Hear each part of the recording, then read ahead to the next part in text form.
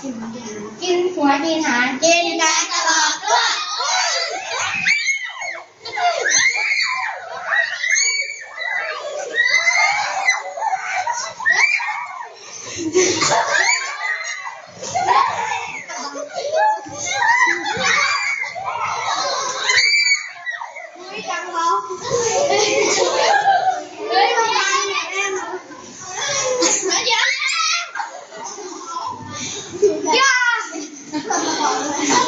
คีเป็นพ่อ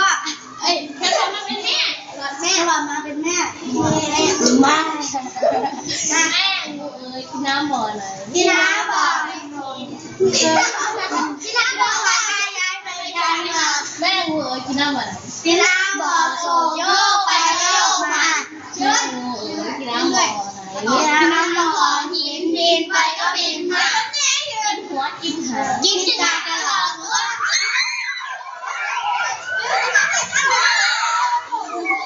อีกคนคือว่าเป็นแม่อีกที่อ๋อไม่ได้นะแล้วก็ไม่ได้เดี๋ยวเขาเป็นพ่อแม่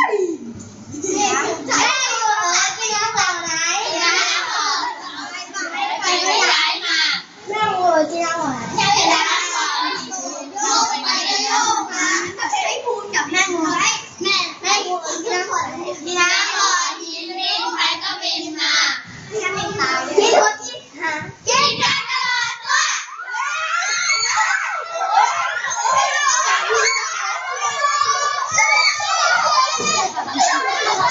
ให้แม่เลยนะ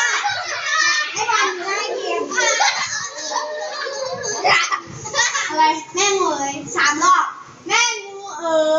กินน้ำบ่อไหนกินน้ำบ่อไหนย้ายไปก็ย้ายมาถามอีกแม่งูกินน้ำบ่อไหนกินน้ำบ่อไหนกินน้ำบ่อส่งโยกไปก็โยกมาแม่งูกินน้ำบ่อไหนกินน้ำบ่อไหน